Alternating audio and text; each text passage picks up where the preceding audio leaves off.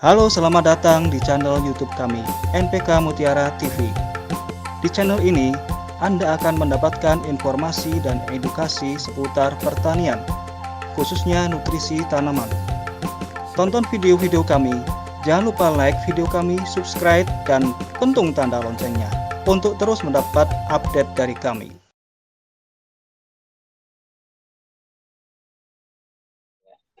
Halo sahabat Mutiara, dimanapun Bapak Ibu sahabat Mutiara berada, kami melanjutkan Temu Tani Online yang sebelumnya live di Facebook yang berjudul Peranan Unsur Hara Mikro pada Cabai dan Tanaman Lainnya. Pada sesi kali ini, kami ingin menjawab semua pertanyaan yang sudah masuk ke kami. Terima kasih atas semua antusiasme dan partisipasi dari Bapak Ibu sahabat Mutiara semuanya. Banyak sekali pertanyaan yang sudah masuk pada kami. Kurang lebih ada 16 pertanyaan yang kemarin belum sempat terjawab, ya karena berhubung juga waktu juga membatasi. Untuk menjawab pertanyaan yang belum terjawab tersebut, kami bagi menjadi 2 segmen. Jadi bagian pertama kami jawab mungkin 8 pertanyaan, dan nanti kami akan jawab sisanya itu pada segmen berikutnya. Kita mulai saja ya para main ya. Oh ya, sebelum mulai kami mohon sahabat Mutiara untuk like video ini, subscribe channel kami, dan pentung tanda loncengnya untuk terus update informasi dari kami. Untuk bisa berdiskusi langsung dengan kami, ayo bergabung di Telegram, di grup komunitas NPK Mutiara, supaya sahabat Mutiara bisa terus berdiskusi langsung dengan kami. Ya, mari bergabung di grup Telegram di komunitas NPK Mutiara. Oke, Pak Ermain, kita mulai jawab mungkin pertanyaan-pertanyaan yang sudah masuk. Oke, Kang Garis. Oke. Pertama, Pak Ermain, ini ada pertanyaan dari Pak Arif Mujiono, Pak. Arif. Ya, Pak Arif Mujiono, Pak. Ya, Pak Arif silakan. Mujiono itu bertanya, pemupukan umur 90 HST atau hari setelah tanam pada tanaman cabai apa ya Pak? Seperti itu Pak pertanyaannya Pak. Oke, Pak Arif, sahabat Mutiara, untuk tanaman cabai yang sudah memasuki ini generatif ya, sudah 90 hari, ya kita anjurkan Pak Arif itu pakai NPK Mutiara Grower, ya, NPK Mutiara Grower itu sebanyak 6 kilogram per 200 liter air ini, ya, per 102 liter air. Jadi NPK Mutiara Growernya itu 6 kilo, terus ditambah dengan Karate plus Boroninya itu 2 kilo. Itu Pak Arif. Nah, terus jangan lupa juga nanti setiap pohonnya itu 200 cc, 200 ml atau 1 gelas aqua itu, Kang Garis. Nah, terus jangan lupa juga unsur hara mikronya, yaitu silahkan semprotkan Merauke Vitoflex. Itu 2,5 gram dalam 1 cap, Kang Garis. Itu bisa diaplikasikan 10 hari atau 2 minggu sekali. Ya. Begitu, Kang Garis. Iya, Pak. Terima kasih banyak, Pak Ermain, atas jawabannya. Bagi Pak Arif, mudah-mudahan jelas ya informasinya, tapi seandainya misalnya nanti ada pertanyaan lain, nanti silakan Pak Arif bisa bertanya lagi. Oke, yang kedua, ada pertanyaan dari Pak Yusron, Pak. Pak Yusron Towab. Ya, Pak Yusron. Oke, Pak Yusron Towab ini dari Semarang, Pak. Oh, Pak Yusron ya, Mas ya. Yusron ini. Kalau dari Semarang, Mas. Oh, oke, Pak. Mas Yusron. Ya, Mas Yusron ini bertanya, bila tanah itu punya sifat pemaaf, apakah pemupukan via tanah itu lebih baik? Lalu apa keunggulan dari foliar feed atau aplikasi pupuk melalui foliar, Pak Herman? Oke, Kang Garis. Ya, untuk penyerapan hara hara makro maupun mikro, memang sebagian besar itu diserap melalui akar, ya, melalui akar. Akar adanya di mana ya? Di media tanam, baik itu di tanah, di open field maupun di media yang lain. Tapi saya tekankan bahwa 90% mungkin dengan media-media lain itu bisa 100% itu penyerapan hara itu melalui akar, ya. Nah, ini contohnya apa? 100%. Jadi kalau kita berhidroponik, nggak ada yang hidroponik itu tambahan nutrisinya disemprot, kan, Garis. Jadi semua dari akar, ya. Nah, ini karena di tanah itu kita sulit, ya. Jadi untuk membedakan ini kandungannya apa-apa di tanah itu susah sekali. Kita harus uji lab. Di paling enggak 90% pupuk itu diserap melalui akar. Nah, untuk keunggulan atau keuntungan untuk foliar semprotan itu apabila ada beberapa hara yang memang sulit untuk diaplikasikan melalui tanah, misalnya mikro. Nah, ini mikro, ya, karena ini logam berat, jadi naik ke tanamannya agak susah, ya kita semprotkan saja. Jadi memang ada beberapa hara itu yang lebih efektif disemprotkan melalui melalui daun, Kang Garis. Ini kalau pertanian konvensional, ya, artinya di tanah. Itu aja, Kang Garis. Oke, terima kasih banyak Pak Ernain. Kita lanjut pertanyaan berikutnya. Ya. Ya, dari Pak Darminto BLK. Oh, Darminto. Ya, Pak Darminto BLK, Pak. Ya, silakan, Kang Garis. Pak Darminto bertanya, kapan pupuk kalium nitrat mulai digunakan untuk tanaman cabai ataupun tomat? Apakah ketika sudah terbentuk buah? Itu Pak pertanyaannya, Pak, dari Pak Darminto. Kalium nitrat, ya.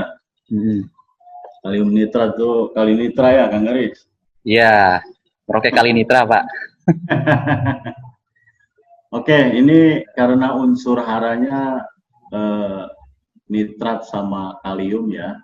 Jadi seperti kita ketahui bahwa kalium ini untuk pembesaran buah, Kang Garis. Ya, kami sarankan kalau untuk kali nitra ini diaplikasikan sudah keluar bunga. Nah, ini mulai pentil pembesaran buah itu, Kang Garis, posisinya di situ untuk aplikasi kali nitranya. Oke, Kang Garis. Oke, Pak Ernain. Kita lanjut ke pertanyaan berikutnya dari Pak Nasarudin Amin, Pak. Nasarudin. Pak Nasarudin Amin ini dari Pinrang, Pak. Beliau mau bertanya, kalau tanaman bawang merah, unsur mikro apa saja yang dibutuhkan, Pak Ernain? Oke, untuk bawang merah, Kang Garis, mikro apa aja? Hampir semua tanaman itu butuh mikro yang sama, ya, yang esensial itu ada 6 kemarin. Boron, Cu, besi, mangan, molybdenum, sama zinc. Ya, cuma porsinya yang berbeda. Nah, untuk bawang, saya sarankan ke Pak Nasarudin yang di Pinrang, Bapak cukup aplikasikan Merauke Vitoplex 2,5 gram untuk 1 cap. Bapak bisa ulangi seminggu sekali atau 10 hari sekali untuk di bawang merah, Kang Garis. Mungkin 3-4 kali aplikasi saja selama musim tanam itu sudah cukup, Kang Garis. Oke, Pak. Cukup, Pak, penjelasannya, Pak Ernain? Ya, cukup. Oke. Kita lanjut ke pertanyaan dari Bapak Putra Cahaya, Pak. Bapak Putra Cahaya. Ya, Bapak Putra Cahaya ini bertanya, pupuk apa saja yang diperlukan untuk tanaman oyong pada saat fase generatif dan aplikasinya berapa hari sekali, Pak Ermain? Oke, ini oyong ini gambas ya. Kalau di kita orang Sunda namanya MS, Kang Garis. Ya, Pak. Oyong. Ini kalau udah fase generatif ya, untuk Pak Pak Putra ini ya, sahabat mutiara, cukup dengan memakai mutiara grower itu sebanyak 4 sampai 6 kilo untuk 200 liter air, Kang Garis. Jangan lupa ditambah dengan karate plus boroni, itu 2 kilo per 1 drumnya yang 200 liter itu. Nah, nanti aplikasinya karena ini tanaman rambat yang cepat panen ya, Kang Garis. Jadi boleh diaplikasikan 4 hari atau 5 hari sekali ya. Kalau 1 minggu kasihan kelaparan ini. Jadi untuk tanaman timun, melon, semangka, untuk perambatan ini kacang panjang, oyong, Bapak usahakan memberikannya lebih sempit ya, 4 atau 5 hari sekali. Gitu Kang Garis. Dan jangan lupa nanti ya mikronya, kalau kita hanya memberikan makronya saja nanti repot, mikronya nggak diberikan ya hasil panennya nggak maksimal ya. Atau lebih jelasnya nanti Bapak silakan bergabung di Telegram di grup komunitas NPK Mutiara ya Kang Garis. Nanti di sana kita akan bahas mungkin lebih detail lagi karena tidak ini waktunya. Kalau di sini kan waktunya terbatas ini. Iya. Iya. Begitu aja, Kang Garis. Iya, siap Pak Ermain. Terima kasih banyak.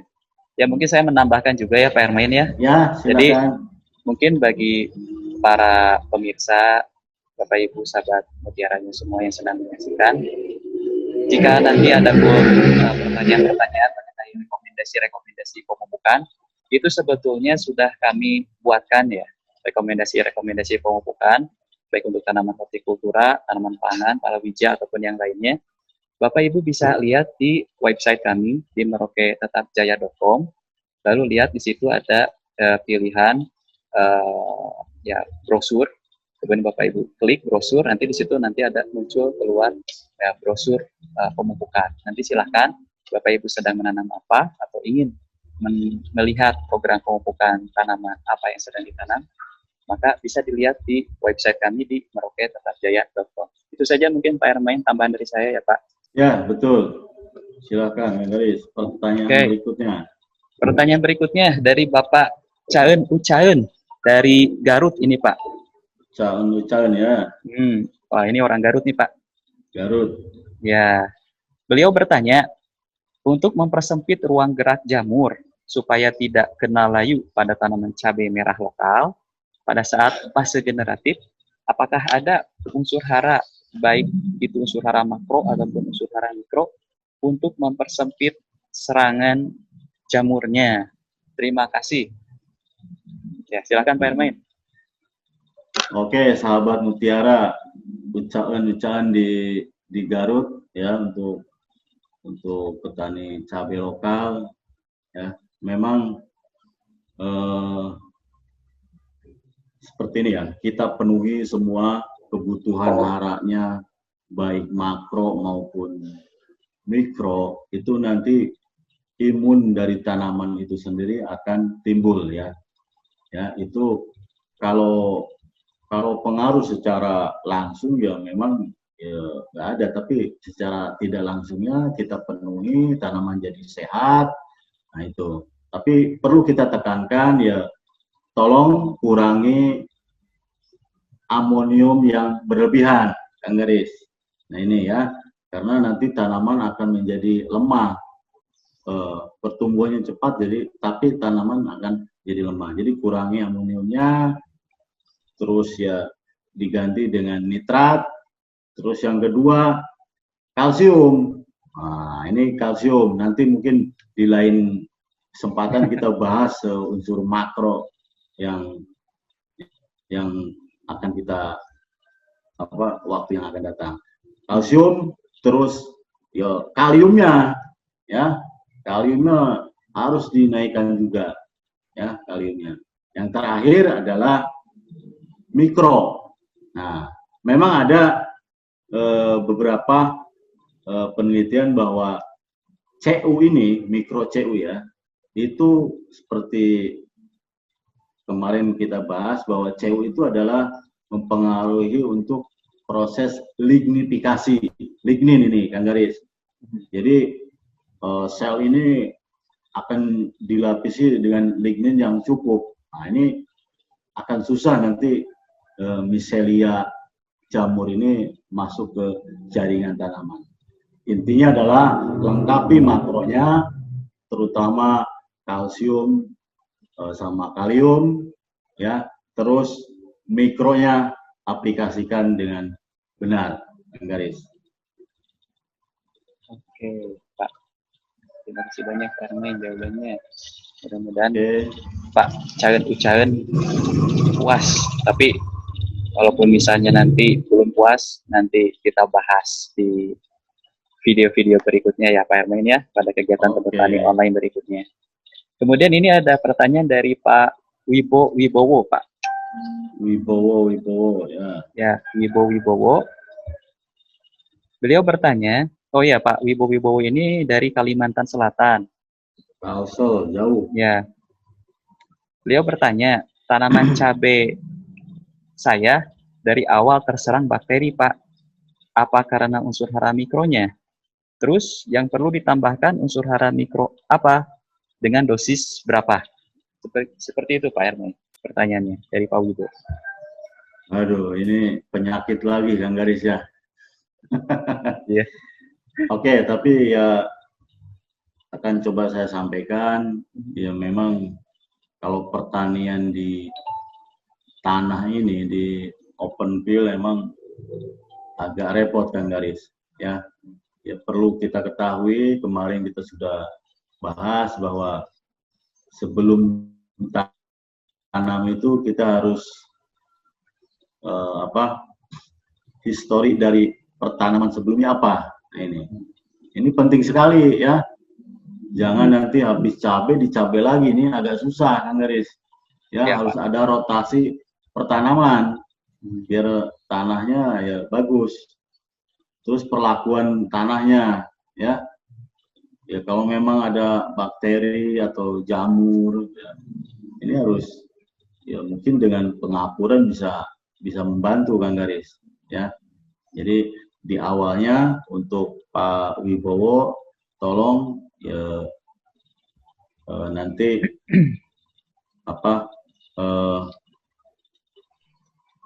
media tanahnya harus diperhatikan dulu ya, harus diperhatikan dulu nih. Karena ya kalau pupuk kan bukan pestisida ya, atau bukan bakterisida, dia hanya memberikan atau mencukupi kebutuhan makanannya, kebutuhan haranya. Nah, nanti daya tahan atau imunnya itu akan keluar dengan sendirinya. Tapi kalau serangannya berat, penyakitnya atau bakterinya ya agak kerepotan juga ya. Yang jelas, coba lengkapi dengan hara makro dan mikro ya. NPK, CAMGS, mikronya ada boron, Fe, Cu, mangan, zinc, molybdenum, itu lengkapi semuanya. Bisa dilihat juga nanti cara aplikasinya ya di website kami ya, merauketetapjaya.com, atau di grup Telegram komunitas NPK Mutiara. Itu aja Kang Garis. Oke, Pak Hermain. Kita lanjut pertanyaan berikutnya. Dari Pak Aris. Pak Aris. Ya, Pak Aris ini dari Aceh Barat, Pak. Oh, Aceh. Ya.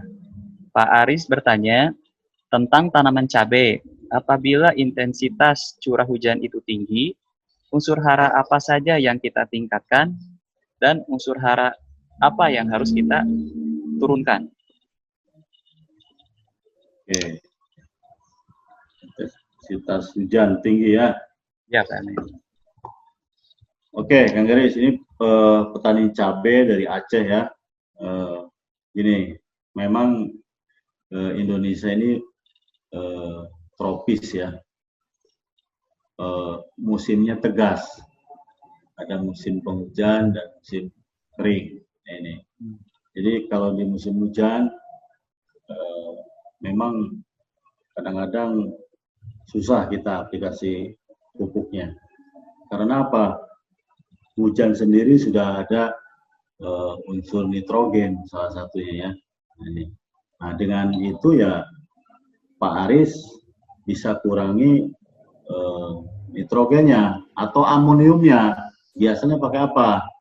Amonium. Amonium itu bisa dari urea, bisa dari ZA, Kang Garis.